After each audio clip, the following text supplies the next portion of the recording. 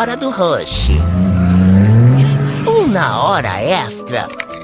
O seu final de tarde é muito mais animado. Na Mundial FM. Um bate-papo descontraído e informativo no comando de José Luiz Bonamigo e Elano Beckman.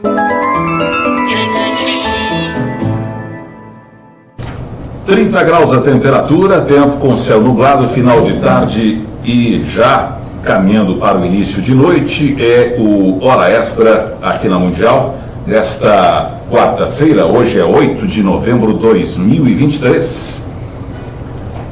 Estamos em pleno novembro, novembro azul. Essa campanha tem um apelo muito forte para a prevenção do câncer de próstata. O assunto praticamente vai versar aí, o programa vai versar sobre este assunto no dia de hoje, porque temos dois urologistas aqui, especialistas nesta área. Antes, eu quero dizer que a gente fala aqui para Priscila Dansman, David Autosserviços, Restaurante Glasnost, Casa das Linhas, Cerâmica Caspari, Leão das Tintas e Farmácia São João. E aí, Bona? Boa noite. Tudo bem? Tudo bem? Tá calmo hoje? Tranquilo? Relaxou? Sim. Então, ontem você estava, não posso usar a palavra excitado, mas estava tava com adrenalina. Adrenalina alta, você achou? Ontem você estava demais. Estava rindo muito ontem. Hoje é o dia do Mundial do Urbanismo. Dia 8 de novembro, dia do profissional de consórcio e dia do aposentado. Olha aí. Olha aí. É o seu já ou não? Eu vou tentando, ainda não cheguei lá. Não, mas dependendo do caso, tem gente que já está aposentado nos dois sentidos, né? Ah, pois é. Mas isso tudo a gente vai hoje ainda ter um programa justamente aqui para ter umas dicas para não se aposentar cedo. Até certa medida nem envelhece, né?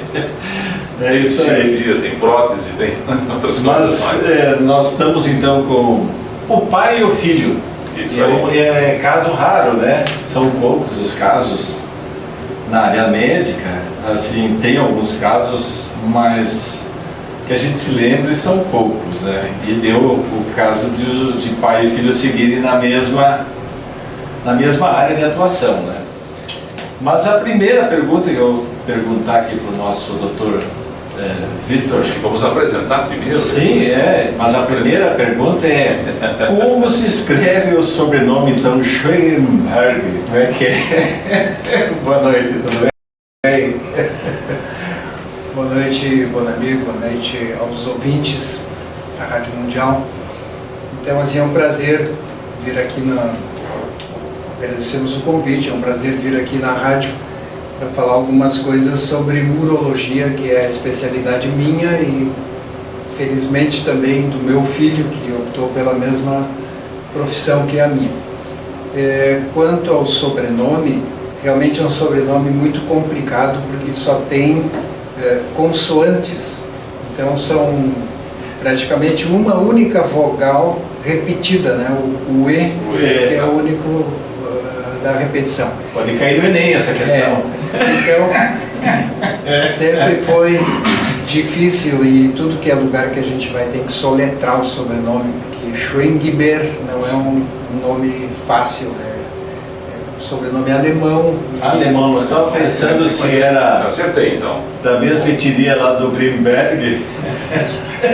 Leto, né? O Grimberg é Leto, sueco. Achou até que era nórdico. Nórdico. Não, é alemão, né? Schweinberg.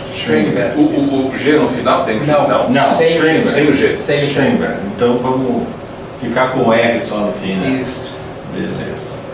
Mas é um nome que fica fácil também, né? Depois que pega, acostumou, não assusta. Não.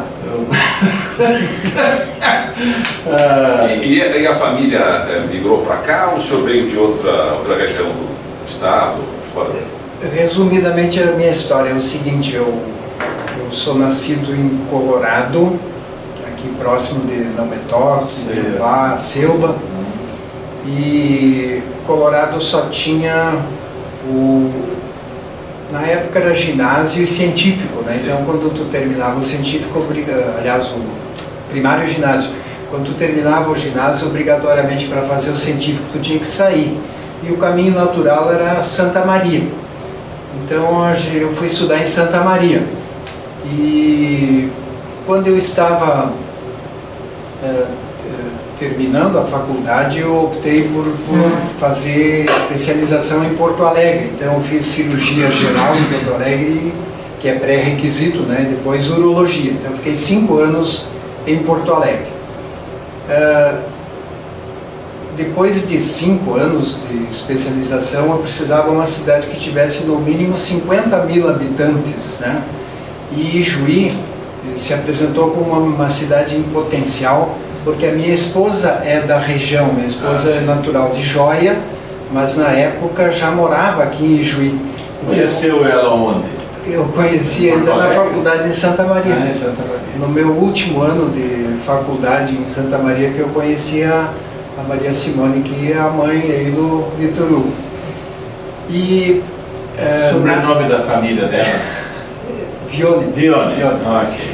Isso, daí... Aqui a gente faz, nós somos investigador, né? Faz a árvore genealógica. Faz aqui todo um inquérito, aqui, todo interrogatório, a gente fica sabendo tudo nos mínimos detalhes. Bom, aí coincidiu que Ijuí, neste momento, que isso era 1997, né? Eu comecei a trabalhar aqui praticamente em 98, coincidiu que Ijuí estava abrindo o corpo clínico, estava aumentando o hospital, querendo especialistas assim, e eu apostei em Ijuí como sendo uma cidade assim que tinha um futuro na área da saúde.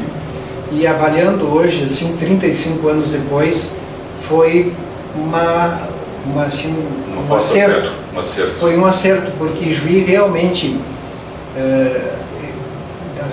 na sequência, assim, muitos especialistas chegaram e Ijuí se tornou um centro de referência na área médica, assim, na área da saúde como um todo, né?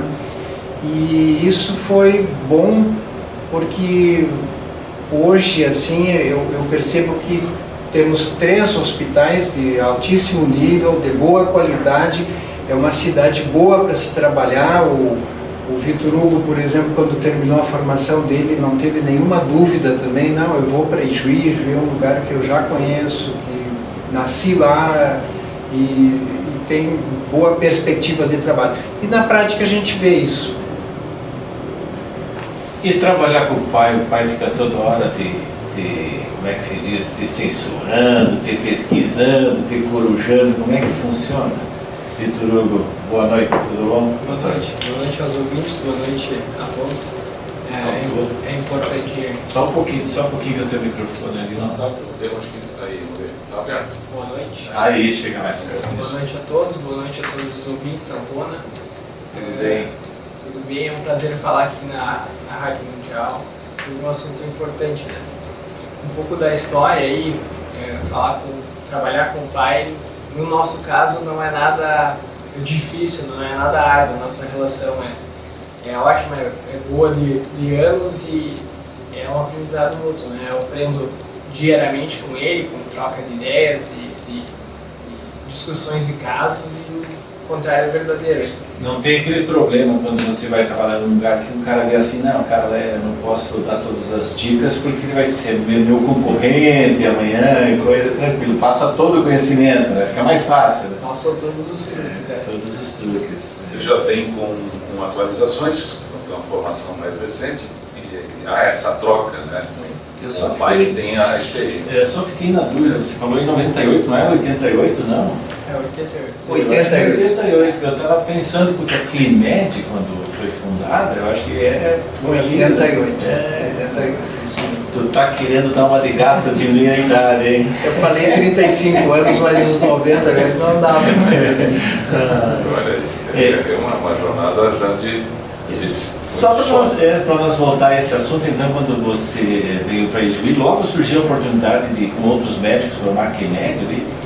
A Climed começou assim, ó, chegou assim, Magda Bestete, Clóvis, eles não eram casados ainda, né? Mas a Magda Moraes, ele casou com o Clóvis Bestetti, aí tinha o próprio Jorge Brust e assim, Carlos Cusli, que hoje não está mais na Climed, Carlos Alberto, que hoje também não está na Climed. Praticamente nós éramos em 10 médicos que, com exceção do Carlos Alberto, todos tinham um consultório alugado. Então surgiu a ideia, pô, vamos comprar um terreno e construir uma clínica. E aí nós vamos trabalhar na nossa própria clínica. Então a Climed surgiu assim, né? Um grupo de médicos, Mauro Gross também trabalhou na Climed por um tempo. Então surgiu um grupo de médicos que apostou num terreno próximo do Hospital de Caridade, que na época era praticamente o hospital maior, o Hospital da Unimed ainda não existia, e o Bom Pastor era um hospital muito pequeno. Então a gente procurou algo próximo do Caridade, que hoje não é mais Caridade, né? Hoje é o Hospital de Clínicas, né? Então, e deu muito certo, com exceção de que a gente deveria ter pensado um pouquinho maior, né? Porque nós hoje estamos carentes de estacionamento, né? De um lugar assim que não tem espaço muito adequado para os... Aquele entorno do hospital é muito concorrido, farmácias, outras clínicas, outros consultórios. Todo o centro de Juiz está fervendo, como se diz, né? E o Dr. Vitor Hugo, então, quando viu o pai trabalhando todo esse tempo na área da urologia, você pensou, não, é o caminho das pedras, o pai já fez a estrada, eu vou pavimentar.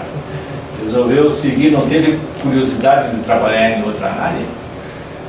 Isso seria uma dúvida que sempre existe, né? A gente na medicina é exposto a diversas áreas que são bem diferentes, né? E durante a nossa formação e residência a gente vai vendo assim, o que mais se adequa aos nossos objetivos.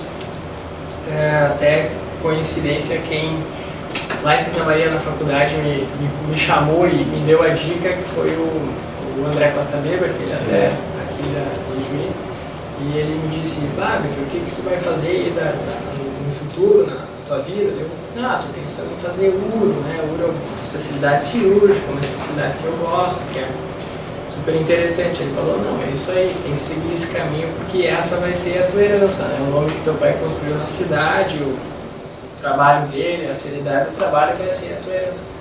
É como se um produtor rural seguisse o trabalho da agricultura, né? Então essa foi a herança que está sendo deixada aí.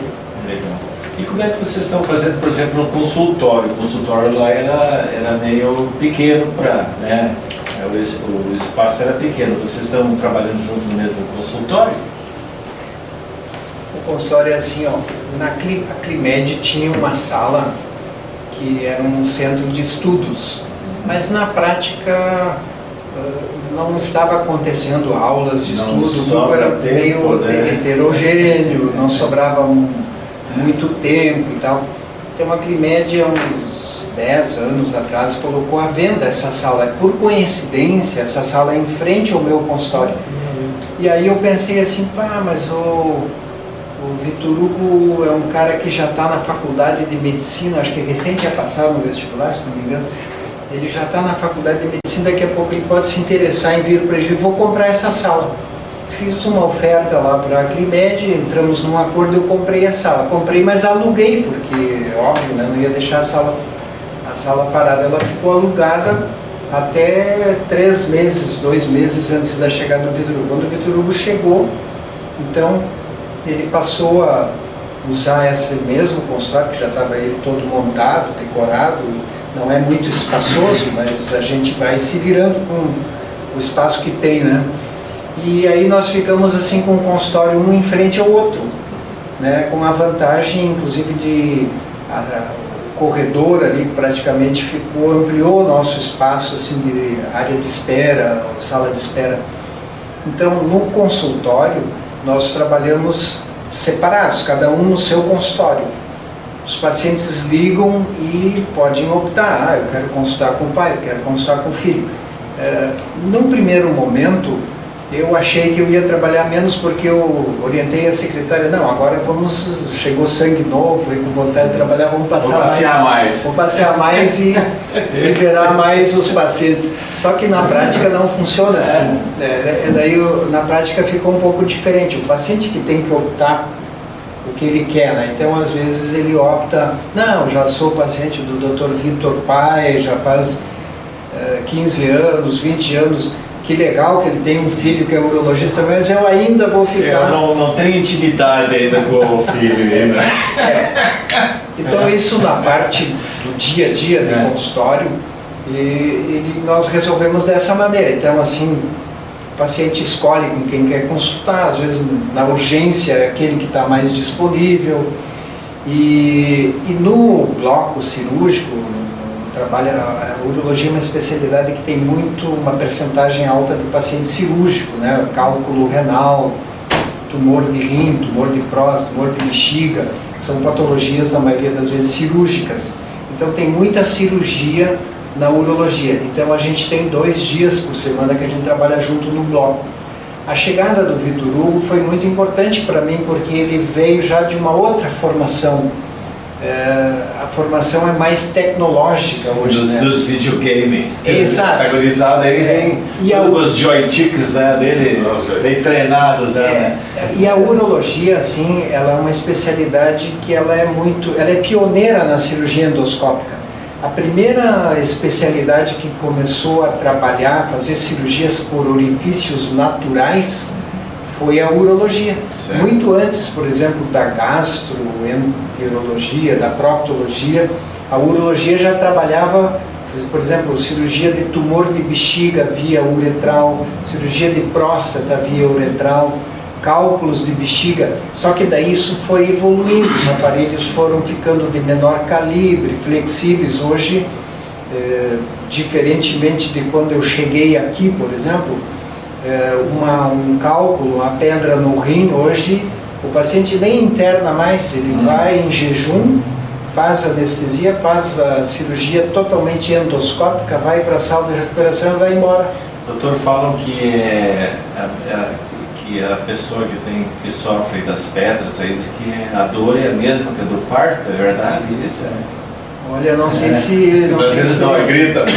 Mas a dor de cólica renal é uma das dores mais, assim, não tem como consolar. É uma dor muito violenta, a gente vê isso na prática, as pessoas... Que já existia essa tecnologia para fazer esse tipo de cirurgia, essa tecnologia videolaparoscópica, já se trabalhava assim? Quando eu comecei a trabalhar aqui, a cirurgia, por exemplo, de rim, ela era quase totalmente cirurgia aberta.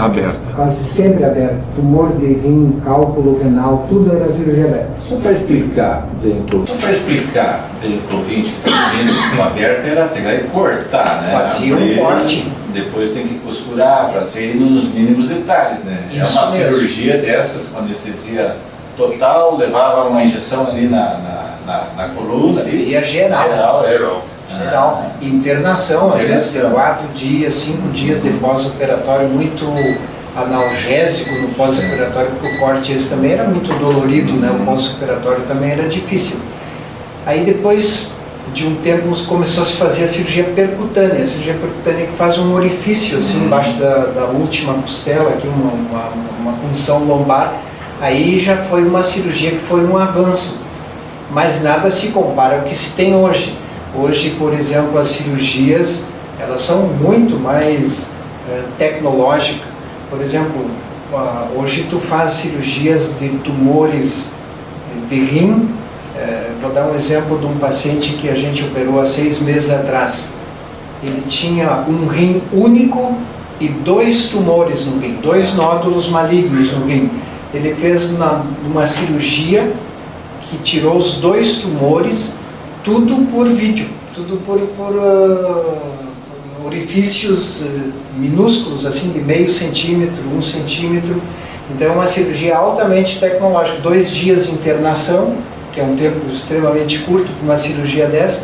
Um paciente que preservou 90% do seu rim, só tirou os tumores, né? Então hoje tu tem tecnologia. tu tem tecnologia, então assim, videolaparoscopia, cirurgia com robô, que ainda não tem aqui em Juí, mas a gente já faz cirurgia robótica. Até acho que essa é uma pergunta que tu tem que fazer para o Vitor Hugo. O Vitor Hugo já é um cirurgião. Eu ia perguntar se ele é piloto de drone já ou não. Esses robôs, ele brinca, né? Mas... É que hoje a tecnologia evoluiu, então tipo o robô, por exemplo, que é o que tem de mais moderno dentro da medicina, assim, da cirurgia, né? Nós nem temos robô aqui ainda. Então até um ano atrás a gente marcava nos finais de semana, sexta, sábado, essas cirurgias robóticas em Porto Alegre. Agora tu já tem a opção de Passo Fundo. Então a gente há poucos dias, agora 15 dias atrás, a gente fez 2 cirurgias robóticas para câncer de próstata, no caso essas 2, em Passo Fundo. Então a gente vai a Passo Fundo, faz a cirurgia lá. O Vitor Hugo obviamente fica na linha de frente, que ele é mais tecnológico, como eu já falei. Ele já tem certificação, já tem habilitação em cirurgia robótica, porque já aprendeu isso na residência. Então... Isso é uma coisa que você quer fazer também? Olha... Quer pilotar um drone, né? No robô, eu acho que eu não vou mais investir, sabe? Porque não é só uma questão de querer.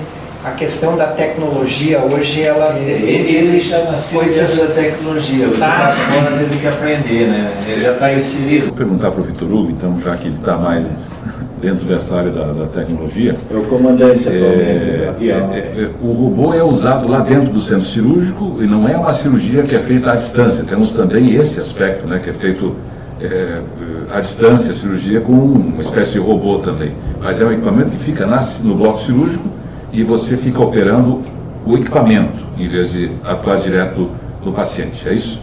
Isso, só respondendo a pergunta do Bona, ele terceirizou a cirurgia robótica. Ah, é? Respeito. É melhor do que aprender a fazer, terceirizar o serviço. Mas assim, a ideia da cirurgia robótica, a ideia inicial foi um aparelho desenvolvido pela NASA, nos Estados Unidos, em que a ideia seria ter uma equipe cirúrgica à distância do paciente. Essa foi o conceito inicial, né, do desenvolvimento da cirurgia robótica. Com o passar do tempo, até a ideia seria assim, ter uma equipe cirúrgica nos Estados Unidos que operasse um paciente na guerra, no ferimento, que operasse à distância. Mas a evolução dessa tecnologia hoje ainda não nos permite isso. Quem sabe tempo aí a gente vai conseguir fazer isso, mas hoje a plataforma robótica ela fica no centro cirúrgico, né? E a gente acopla os braços robóticos nas incisões que a gente faz no paciente e o cirurgião opera de um console, seja de um joystick, de um aparelho, né?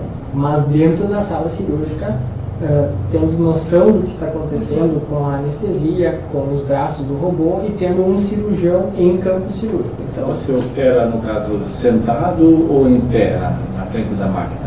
O console opera sentado, a gente consegue ter uma visão 3D, o que é um avanço da cirurgia videolaparoscópica, porque a cirurgia vídeo ela é só uma imagem 2D, é como se fosse uma TV. O robô te possibilita imagem 3D, então a gente consegue ter noção de profundidade. E opera sentado, nesse equipamento controla os 3 braços robóticos, aproxima e afasta a câmera, então todos os controles é ali no console. Estes dias aqui a gente fez uma entrevista com um especialista de robô de ordenha, né? E daí eu estava fazendo bem faceiro, fazendo uma entrevista com ele e coisa, mas imaginando o robô de ordenha, 70, 80 mil, né? Para tirar leite da vaca, pensei, né? Aí no final eu fui perguntar quanto que é o robô da ordenha, 1.200.000. Agora vou me atrever porque eu estou imaginando aqui a cifra, porque se ainda não temos é porque deve ser muito caro. E se só temos em hospitais, né, então também dá um indicador aí de que não é assim. O que custa um equipamento desses? O primeiro robô que foi desenvolvido, que é o Da Vinci, que é o melhor equipamento, né, o mais é o que a gente utiliza nos nossos pacientes e é assim, ainda o que temos de melhor. Ele já quebrou a patente dele, então depois disso vieram outras empresas que estão tentando criar um produto que seja parecido com ele. Claro que o DaVinci já tem atualizações, então a cada atualização ele melhora ainda mais o seu dispositivo, mas ele é uma plataforma muito completa. Assim. As cifras assim, hospitais assim, que investem nessa tecnologia giram em torno de 11 milhões. 11 milhões. Mas o problema dele ainda é o custo mensal de manutenção, né? Aparelhos, pinças, estrutura hospitalar, então isso ainda acaba sendo um limitante e não consegue chegar assim em todos os lugares, né? Já foi pior, antes era só em Porto Alegre, agora está chegando cada vez mais próximo, tá? Passo Fundo, Santa Maria fez esse investimento também, a gente acredita aí que nos próximos tempos a gente conta com isso aqui também, né? Essa máquina, esse robô, ela é limitada só na tua área ou, por exemplo, pode fazer cirurgia de cérebro lá? O grande benefício do DaVinci é as cirurgias em cavidades, então abdominal e cavidade torácica também a gente consegue fazer, não a gente, a especialidade, né, da cirurgia torácica. E assim, basicamente essa é a grande utilidade, as cirurgias em cavidade. Tem uma outra plataforma robótica que eu, se não me engano, a ortopedia usa para questões de prótese de quadril, prótese de joelho, mas aí é outro equipamento. Ainda, acho que o pessoal da neurocirurgia, isso também já não é na minha área de conhecimento, né, mas também usa um software que tem um sistema, né, que também ajuda lá, é uma outra tecnologia. Uma videolaparoscopia tradicional para fazer essas cirurgias na área de vocês, urológicas, com o robô, enfim, como é que funciona? Eu sei que a imagem, você já disse aqui que ela amplia muito mais, ela é em 3D, quer dizer, te dá muito mais condições de verificar aonde vai cortar, onde é que está o tumor, enfim, mas a precisão, né, é muito diferente de você estar ali com tua mão, teus dedos, teu braço segurando o instrumento cirúrgico, enfim, como é que... Olha lá, pediu para falar, doutor Vitor Luiz, levantou a mão. Levantou a mão, ele está organizado, ele está se martelando, nós temos que aprender lá. Para nós não ficar se cortando. Quando agora vamos começar a usar essa técnica do doutor Vitor. Vai ser uma sangueira só. Nós estamos muito nos cortando aqui, né? Eu pedi a palavra aqui para falar sobre esse tema porque, como cirurgião raiz, né, vamos dizer assim, cirurgião à moda antiga, Mano Lima. Cirurgião antigo, com o uso dessas novas tecnologias, no caso a cirurgia robótica, tu consegue visualizar estruturas microscópicas, assim, estruturas anatômicas que na cirurgia a olho nu tu não enxergava. Então é como se fosse assim, de uma maneira bem grosseira.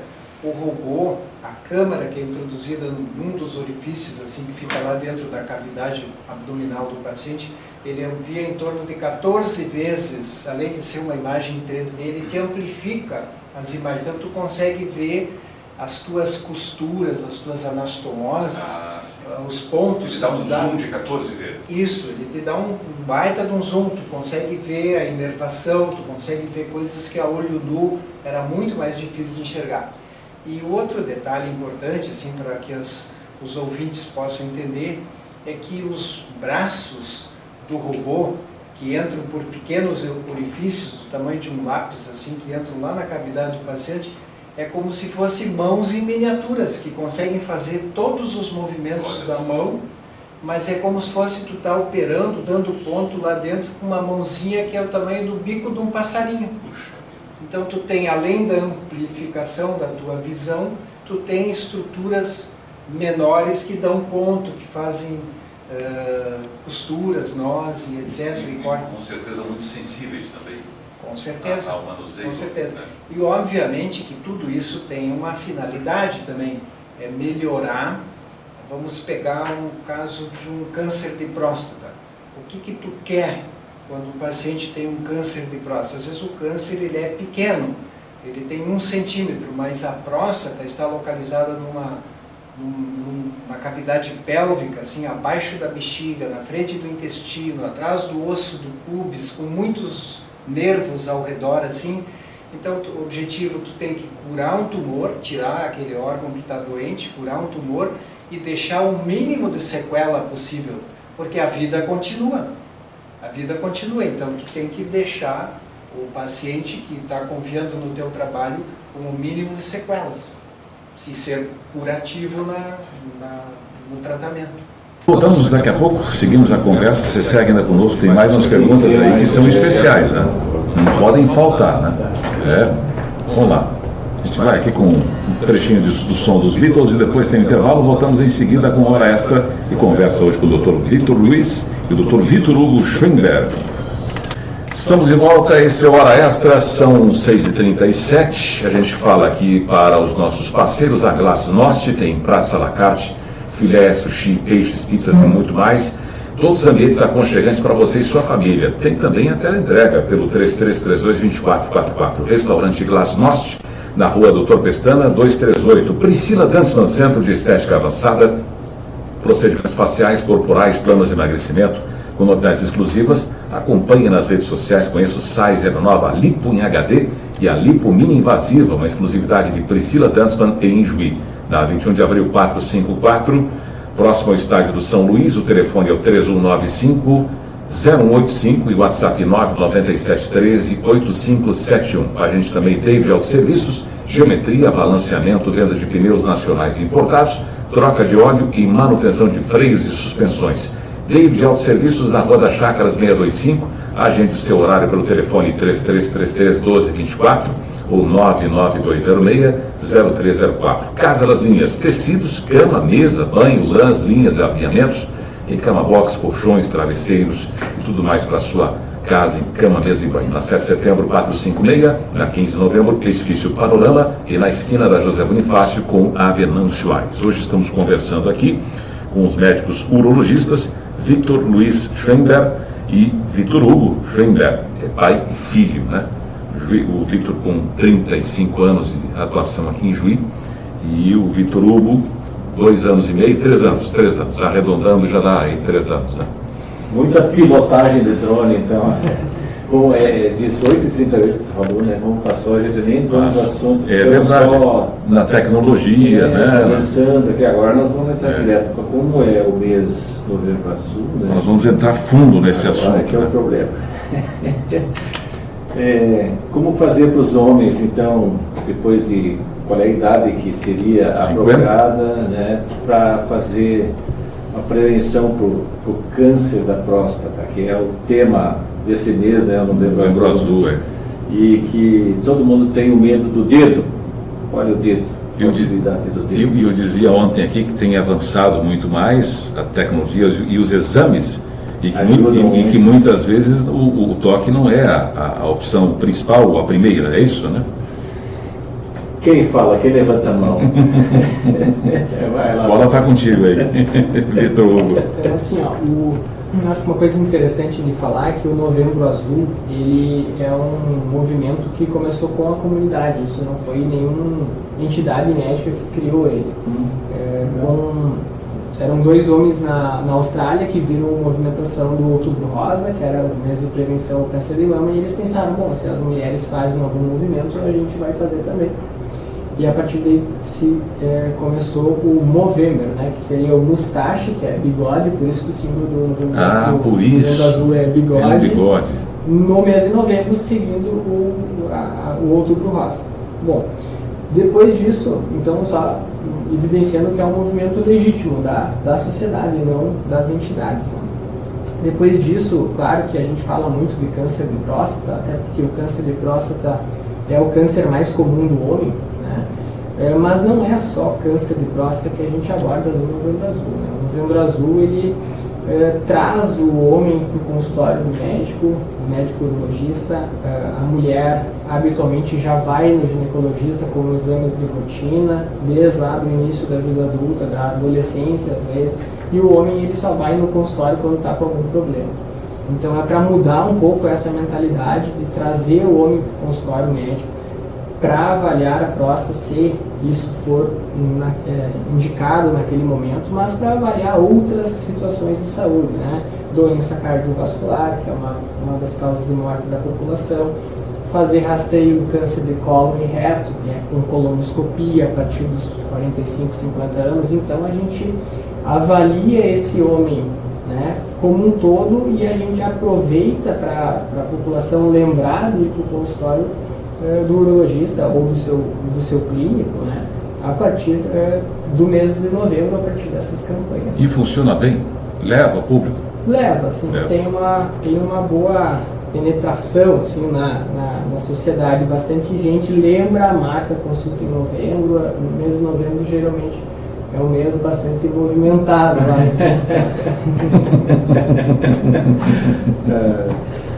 Mas não dá cãibra nos dedos, né? A questão do toque é uma questão importante. Assim.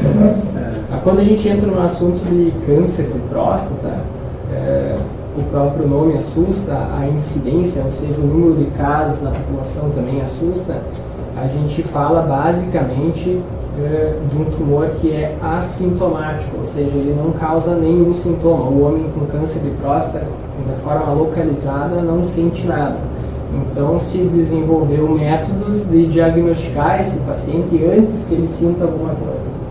E esse método é o exame de PSA, que é o exame de sangue feito, né, no laboratório, associado ao exame de toque.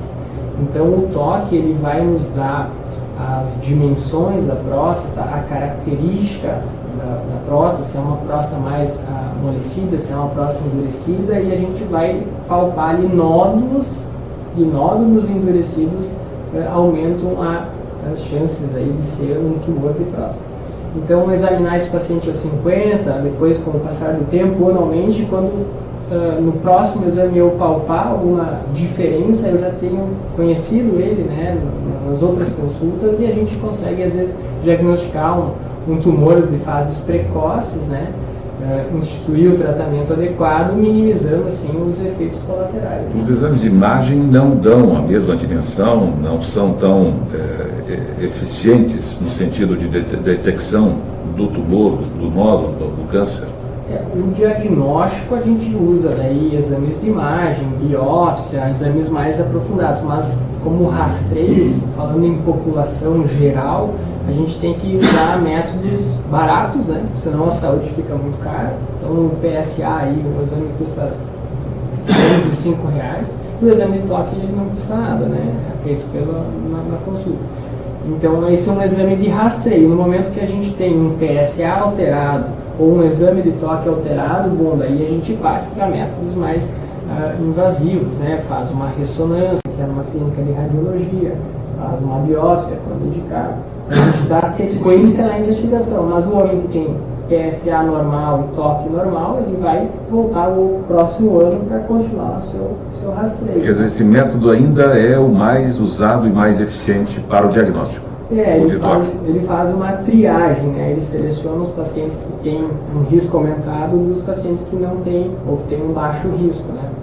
Mas assim, falando para vocês, eu lembro da importância do exame de toque, que recentemente eu tive um paciente meu que o PSA era normal, então o PSA dentro dos limites da normalidade, né? Então um exame de sangue normal, e o diagnóstico de um tumor assim, que não era indolente, um tumor agressivo, somente no exame de toque. Então ter feito o exame de toque naquele paciente provavelmente mudou a vida daquele paciente. A medicina tem alguma suspeita, por exemplo, tu vê, câncer de pulmão, todo mundo fala, é o cigarro que provoca o câncer de pulmão. Então, para a próstata, tem alguma suspeita do que provoca câncer de próstata? De repente o cara não usar a ferramenta, usar demais, o que seria? O que estão investigando? O que a gente vê bastante no consultório, e é o principal fator de risco, é a história familiar. Então, quem já teve o pai, teve tio, né, teve outros homens na família que tiveram câncer de próstata, eles têm um risco aumentado, né, do diagnóstico, né, e eles devem começar, inclusive, a investigação antes dos demais. Então, de forma geral, a gente faz o rastreio a partir dos 50 anos, então que a gente indica o homem a fazer uma consulta de rotina, uma consulta anual a partir dos 50, mas quem tem histórico na família, população de raça negra deve começar o rastreio aos 45, ou seja, 5 anos antes da população. Então essa tecnologia que estão falando sobre essa questão, essa tecnologia que estão falando até o IOI, que fazem aquele mapeamento genético. Mapeamento genético é uma coisa que ajudaria muito, então, nesses casos.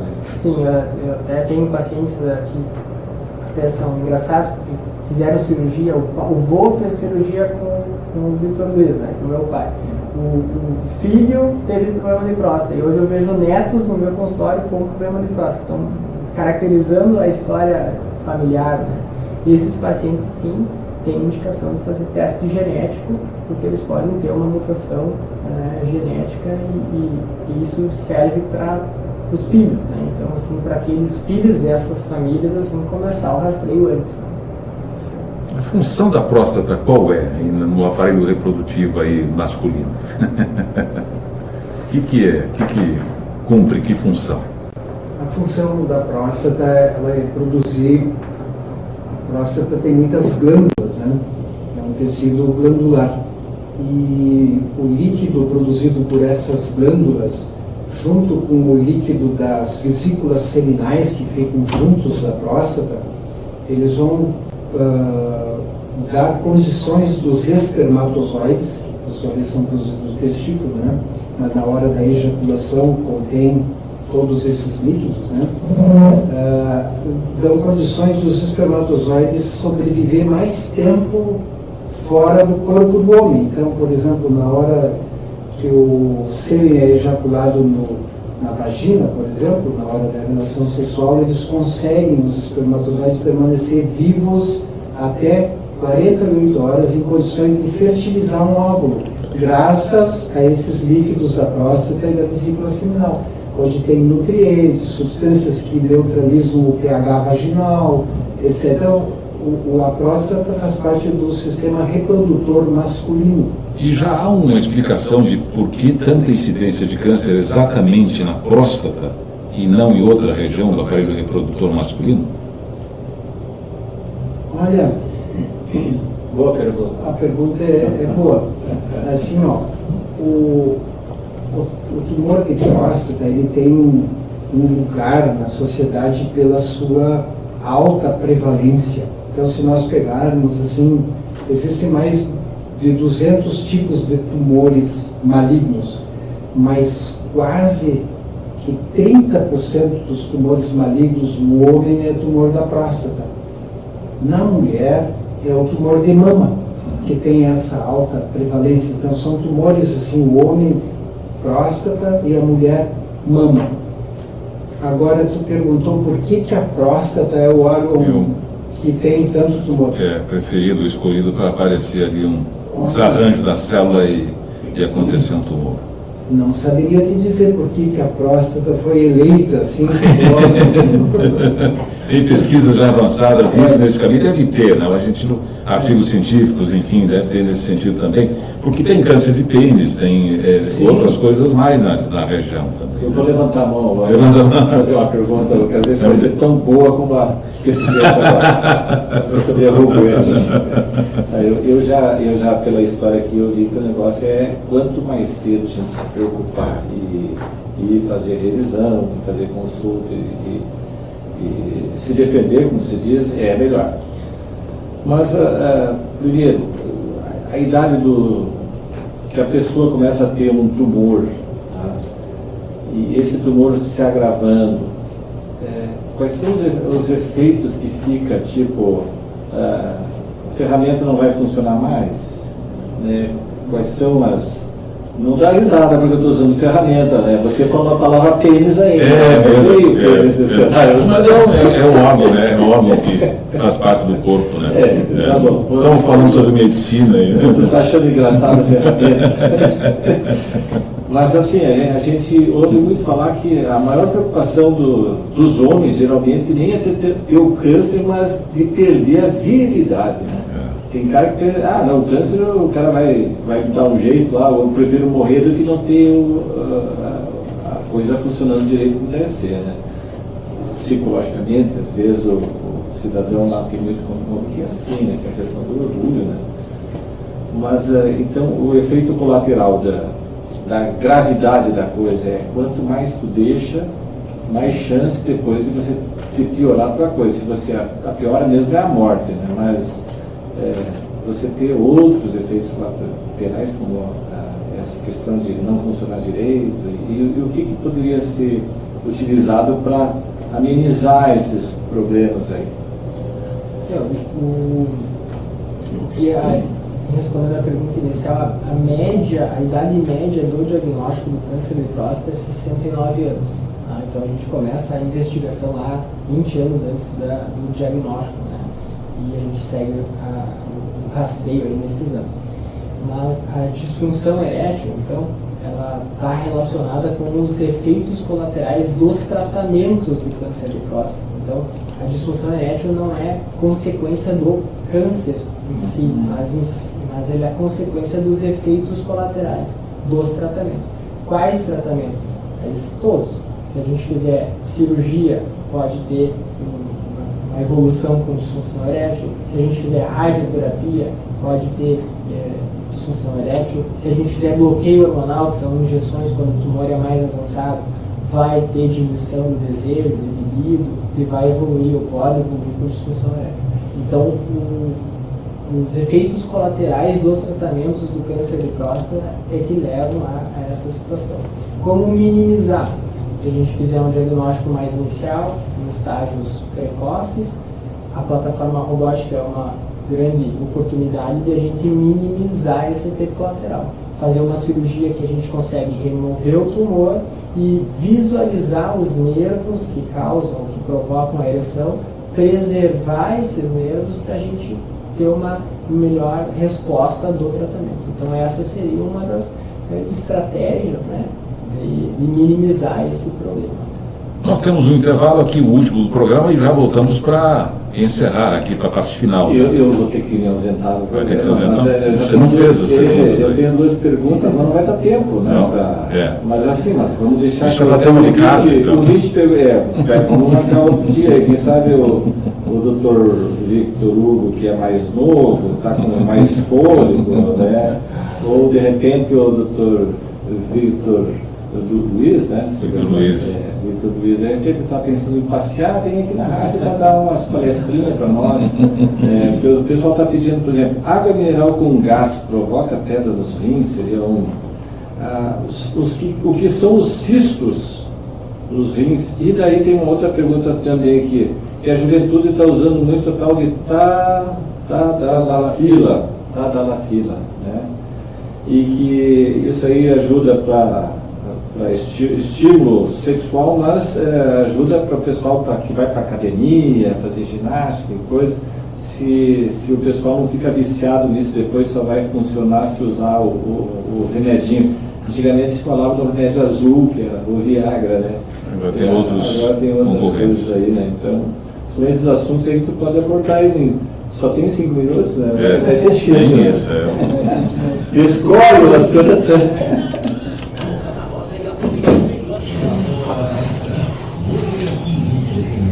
Olha aí, faltando 2 minutos para 7, é finaleira aqui do Hora Extra. Faltou falar da cerâmica Caspari, que é líder de mercado em lajes protendidas, lajes entrevistadas, blocos cerâmicos de vedação e blocos cerâmicos estruturais. São 43 anos de excelência e qualidade de seus produtos.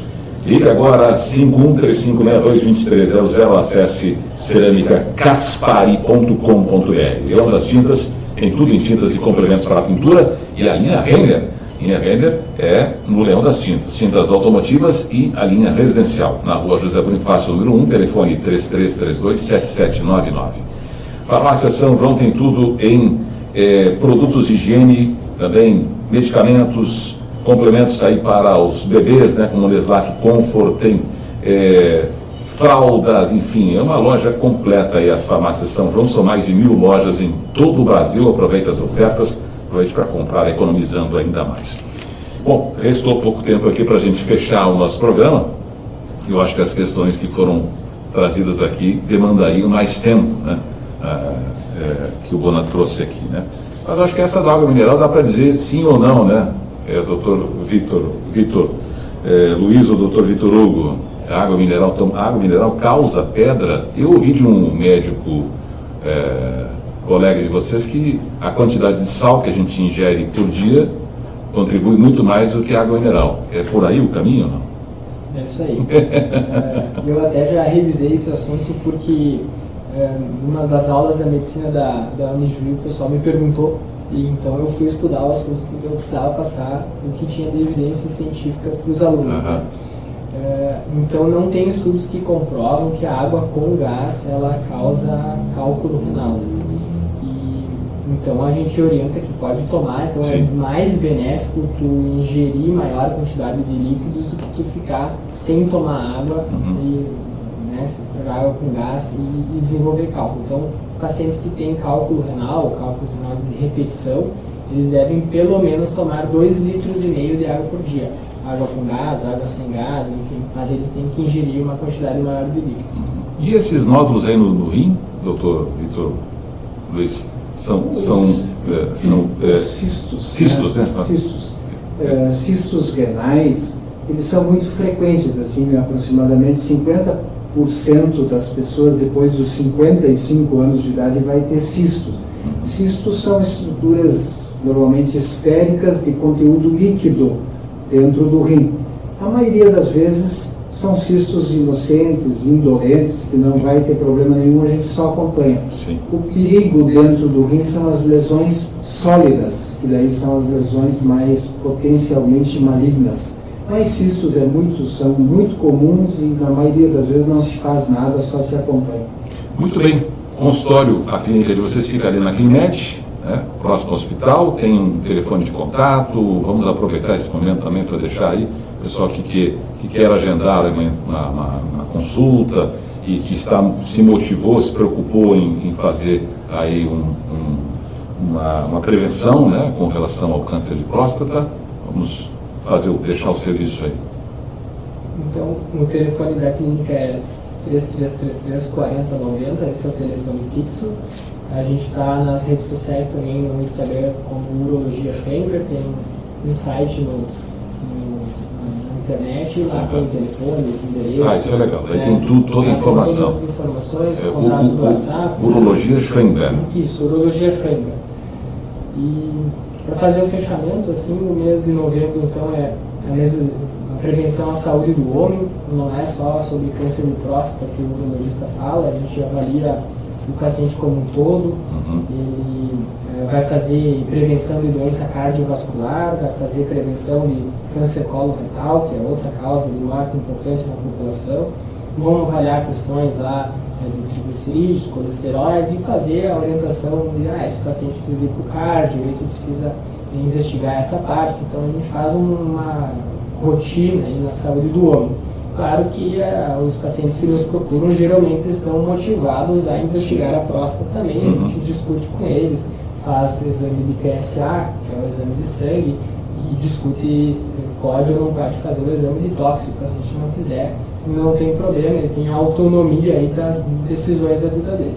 A gente está lá para orientar assim, e sugerir alguns caminhos que podem ou não ser tomados. Quanto às novas tecnologias aí que a gente falou bastante de cirurgia robótica, enfim, tem espaço ainda para a cirurgia aberta, tem espaço ainda para a cirurgia por vídeo, né, a laparoscopia pura, tem espaço para a cirurgia robótica, então não é porque tem a melhor plataforma que a gente deve utilizar em todos os casos. Sim. Então a gente tem que individualizar muito esses tratamentos e tem algumas grandes vantagens, tem outras desvantagens, como todos os procedimentos aí que a gente acaba indicando e realizando, né? Mas tem espaço para várias tecnologias entrando principalmente na área de urologia. Muito bom, muito obrigado, doutor Vitor Luiz Schwenker e o doutor Vitor Hugo Schwenker, pai e filho, que seguem nessa área clínica de urologia, clínica cirúrgica, né, de urologia. Obrigado por terem vindo até aqui, compartilhando um pouco do conhecimento de vocês, das informações. Com certeza o nosso ouvinte ficou aí muito mais bem informado, né, e direcionado, e também alerta, né, para cuidar da sua saúde. Uma boa noite para vocês, obrigado pela ter atendido o nosso convite. Ok, mais uma vez obrigado. Nós que agradecemos o convite aí, ficamos honrados com isso, sempre à disposição. Tá certo.